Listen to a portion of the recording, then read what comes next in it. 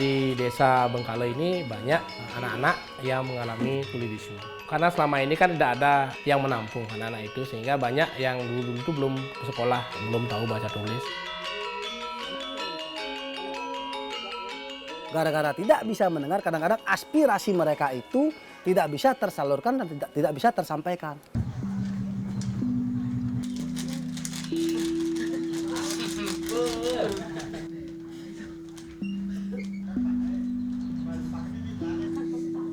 Zaman itu, zaman penguasa semuanya ditentukan oleh raja. Apa dikatakan raja itu adalah suara Tuhan. Mungkin saat itu mengalami situasi bagaimana, dalam tanda kutip kalau di Bali disebut dengan Sangyang Jayapati yang suka memberikan kutukan. Nah mudah-mudahan itu dalam cepat atau lambat akan berakhir dalam 1000 tahun.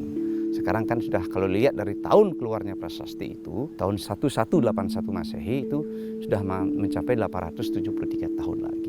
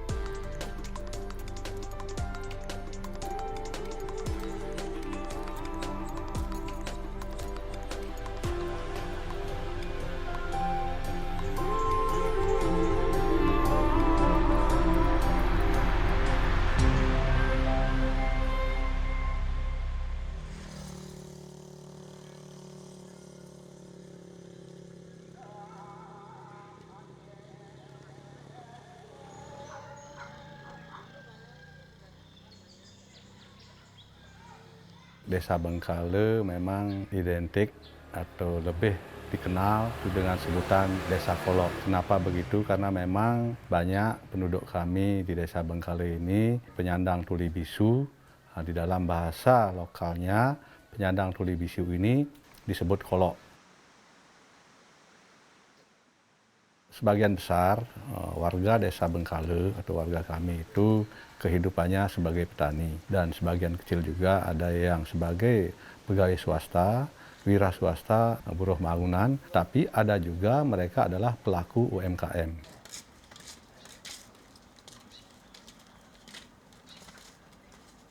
Kalau melihat jumlah atau persentase secara keseluruhan, jumlah penduduk Desa Bengkale itu sebanyak 2.986 dengan 980 kakak, di mana dari jumlah penduduk tersebut ada 42 jiwa sebagai penyandang tuli bisu atau kolok dan 11 kakak jumlahnya kalau dihitung kakaknya.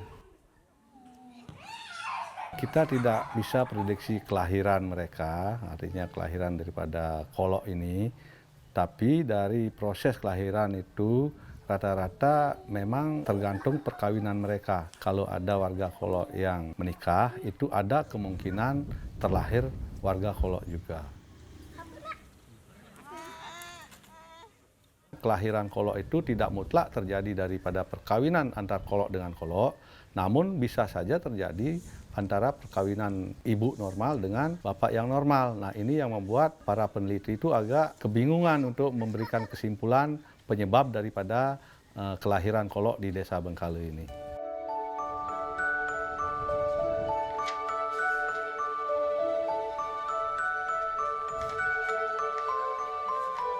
Kalau dilihat dari rasio, Bengkale ini termasuk tertinggi di Indonesia. Bahkan 4 dunia kita di sini, kalau di Indonesia.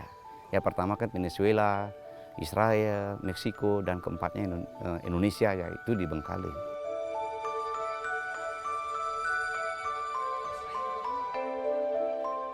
ada beberapa literasi yang pernah saya baca. Yang pertama kita lihat dari segi mitologi, cerita rakyat bahwa masyarakat Bengkale itu dulu berdasarkan tulisan dari Prasasti Bengkale yang terbit pada tahun 1103 Saka, kemudian 1181 Masehi. Di situ disebutkan bahwa masyarakat Bengkale ini pernah mengalami perlakuan yang sewenang-wenang dari penguasa saat itu. Dalam perjalanannya mereka itu melakukan dalam tanda kutip melawan penguasa saat itu dengan cara diam. Dari segi ilmiah tentu kita harus mengacu pada penelitian yang bisa dipertanggungjawabkan. Kalau dilihat dari kajian ilmiah atau medis begitu, banyak sekali ada penelitian di sini.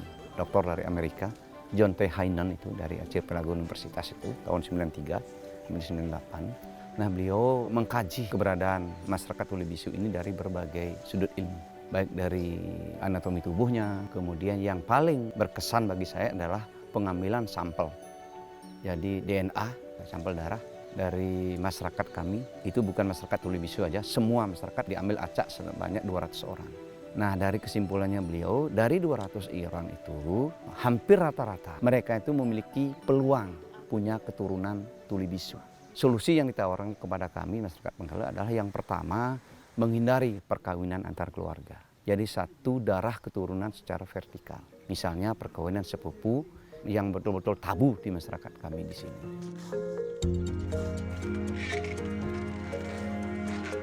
Nah, oleh karena itu disarankan begitu melakukan perkawinan dari luar desa, dari luar keturunan dalam arti turunan keluarga secara vertikal.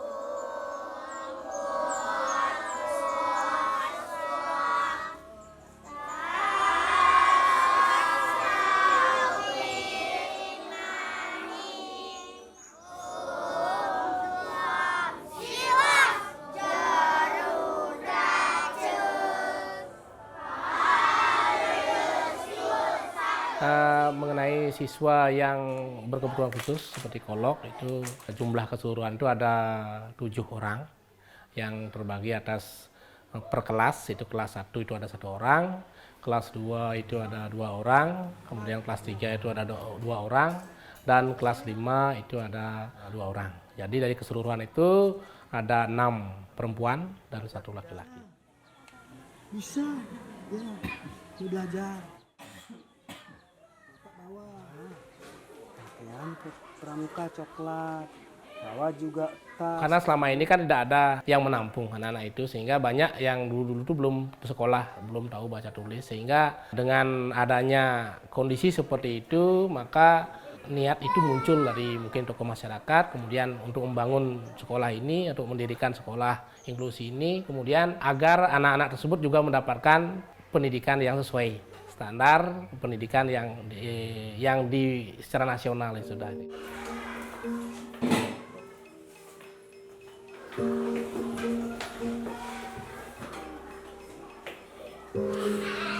Pagi, apa kabar? Sehat? Sehat? Tidak sakit? Mau belajar? Tidak boleh lain-lain. Lihat. Untuk sistem pembelajaran berkaitan dengan anak-anak inklusi, itu kami menggunakan kurikulum yang sama. Itu kemudian dari sisi pembelajaran itu adalah misalnya dari kelas 1, kelas 2 itu masih penanaman konsep bahasa isyaratnya.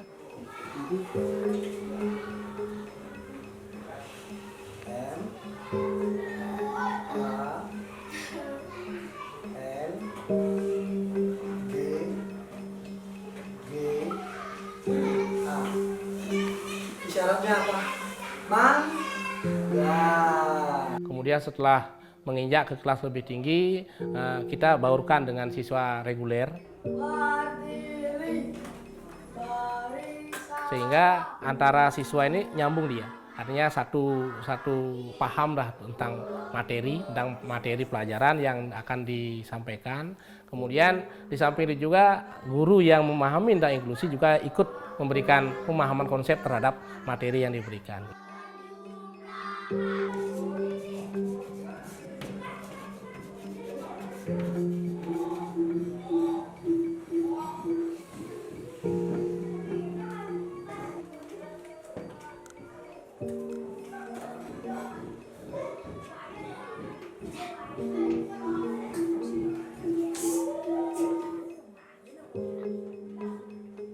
Kita tetap menggunakan bahasa yang asli dari desa ya, yang disebut itu bahasa kata kolok. Kata kolok ini itu terlahir dari bawaan orang tua mereka. Nah, kita tetap menggunakan bahasa kata kolok ini agar mempermudah kita untuk berkomunikasi di dalam kelas. Contoh, karena kita ada sekolah inklusi, ada satu orang guru normal dan saya sendiri selaku penerjemah. Terkadang di dalam kelas itu kita sama guru yang normal itu menjelaskan secara perlahan sekali dan bahkan saya sendiri kadang-kadang berulang-ulang menjelaskan atau menerjemahkan bahasa mereka agar tidak terjadinya miskomunikasi.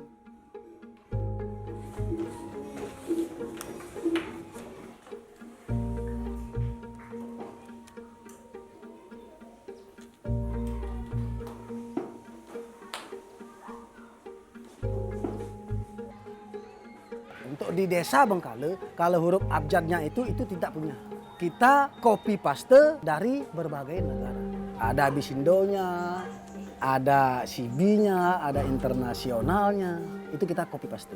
Tapi kalau sebutan angka kita punya. Itu pun sampai jutaan. Contohnya pertama, Bapak mau kemana? Atau Bapak mau kemana? Contoh seperti itu. Nah, kadang-kadang bisa dibilang Bapak. Kalau di internasional Bapak. Juga bisa dibilang Bapak, Ibu. Contoh seperti itu. Langsung ke kata.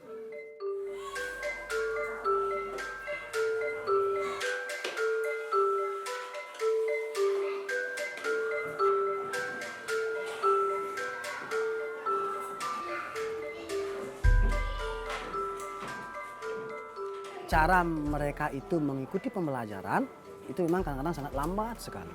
Tapi begitu mereka paham apa yang kita maksudkan, dia kadang-kadang kemampuannya untuk bertanyanya melampaui dari kelas yang dia ada. Contoh kelas 3, dia itu sewajarnya kelas 3. Tapi ada beberapa mata pelajaran yang mungkin kurang penyampaiannya atau mungkin atau bagaimana itu dia itu lambat. Tapi terkadang ada juga beberapa mata pelajaran yang melampaui dari kelas yang ia tempati. Kadang-kadang dia lebih mampu menyelesaikan tugas yang di kelas 5. Kadang-kadang juga di kelas 4. Nanti kalau ada bapak-bapak atau ibu ngomong terima kasih, kalian harus jawab kembali.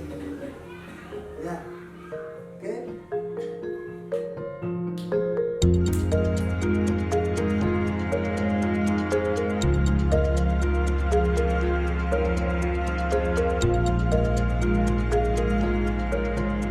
Untuk mau sekolah ke SMP atau ke SLB, kendala kita yang hadapi di desa itu rata-rata mereka itu terbentur dengan faktor ekonomi. Faktor ekonomi ini memang sih dari pihak pemerintah menyediakan sekolah SLB yang ada di kota. Untuk mengakses itu kurang lebih mungkin dari desa Bengkale itu mungkin sekitar 35 atau 30 menit. Dari sekian menit itu setiap hari kan harus menghabiskan kadang-kadang bensin kan. Masukan, kemudian pembahasan berkaitan dengan masalah-masalah yang dihadapi oleh anak-anak dalam proses pembelajaran. Artinya masih kekurangan seperti Media. praktek media. Iya. Intinya media pembelajaran yang seperti gambar-gambar. Seperti itu. Bisa mengembangkan diri kita juga. Saya juga berharap bantuan dari pihak pemerintah berkaitan dengan sarana prasarana pendidikan untuk anak-anak inklusi lebih ditingkatkan lagi dan perhatian yang khusus terhadap anak-anak inklusi. Karena terus terang saja anak-anak itu membutuhkan perhatian khusus, baik itu dari masyarakat, dari pemerintah, dan secara umumnya lah dunia lah harus memperhatikan hal itu. Karena ini manusia juga, artinya dia membutuhkan hak yang sama terhadap segala yang menjadi fasilitas pemerintah gitu.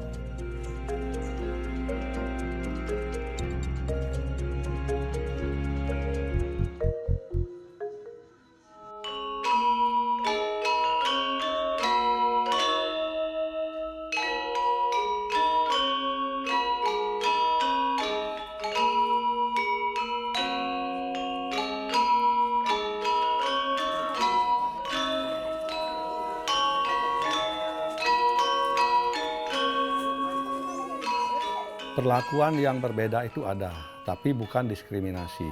Justru mereka kita perlakukan secara khusus, di mana dalam hal pembangunan ataupun kegiatan upacara keagamaan lainnya, mereka kita berikan tugas-tugas khusus yang tidak dilakukan oleh masyarakat normal. Artinya dengan keterbatasan mereka, karena tidak mampu melakukan pekerjaan atau tugas yang dilakukan oleh orang normal, mereka kita kasih tugas khusus. Nah, ini tentunya akan meringankan juga beban daripada mereka, dan mereka bisa ikut berpartisipasi dalam segala hal, baik itu pembangunan secara umum dan juga kegiatan-kegiatan keupacaraan di adat istiadat Desa Bengkale.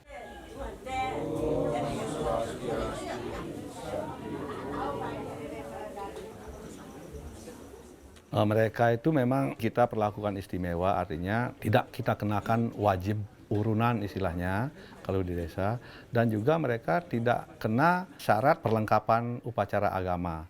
Namun mereka diberikan tugas khusus seperti sebagai seksi kebersihan setelah kegiatan upacara itu berlangsung.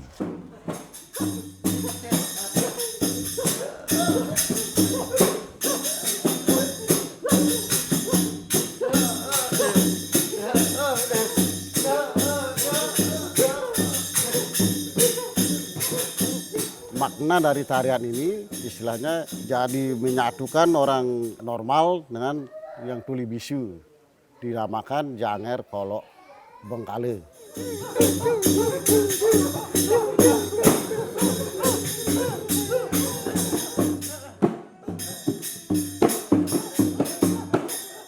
Memang yang jelas saya mengajarkan karena saya orang normal, dia orang tuli bisu.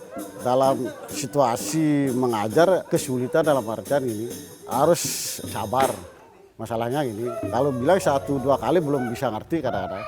Sampai 3 kali baru ya perlahan-lahan itulah. Saya mengajarkan dia nari melalui catatan dia. Kalau pertama gini gerakannya, kedua gini, ketiga gini. Karena lamanya latihan dia hafal jadinya gitu.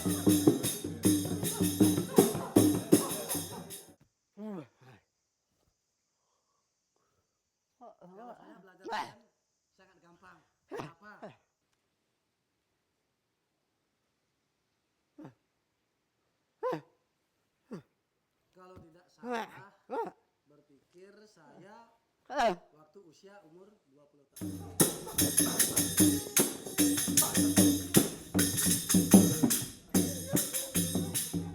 Untuk gerakan Janger Kolok Bengkale ini, dia selalu melihat saya dengan aba-aba, nomor satu dengan mata, kedua dengan gerakan saya. Kalau saya menaikkan tangan begini, istilahnya dia mulai.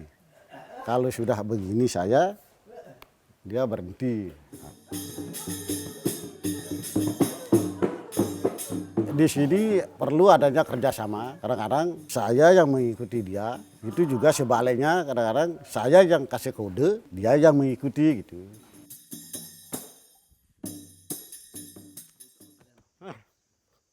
Perasaan saya sangat senang dan bangga.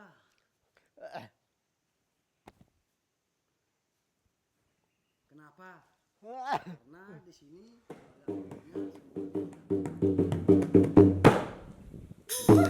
Itulah kenapa orang atau wisatawan itu tertarik dengan keterbatasan mereka, tidak bisa mendengar suara gamelan dan juga mereka tidak bisa bernyanyi karena tidak bisa bersuara, namun mereka mengeluarkan suara khas mereka yang bukan nyanyian, dan juga mereka memakai kode-kode tertentu mengimbangi gamelannya itu, sehingga mereka bisa berganti gerakan dengan serentak, kemudian bisa melakukan variasi-variasi tertentu. Nah, inilah uniknya. Ini yang menjadi daya tarik dan juga membuat heran tamu-tamu yang datang kenapa dengan keterbatasan mereka itu mereka bisa melakukan itu. Apabila ada tamu, baik itu tamu lokal ataupun tamu asing yang datang ke Desa Bengkale, di mana ini jelas akan berpengaruh pada peningkatan taraf perekonomian mereka.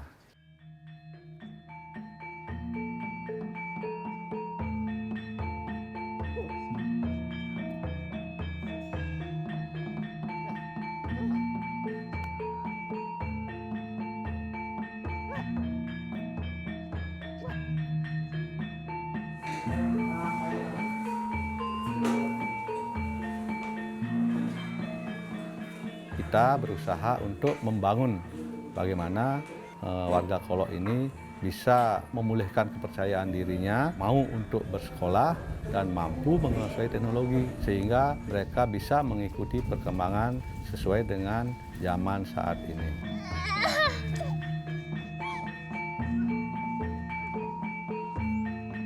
Kalau saya sudah yakin sekali dia bisa bergabung dengan orang-orang normal. Nah, anggap orang Desa Bengkale juga dia sudah tidak dianggap tuli bisu gitu. Yang penting dia sudah berbaur bisa dengan masyarakat normal. Kesehariannya begitu.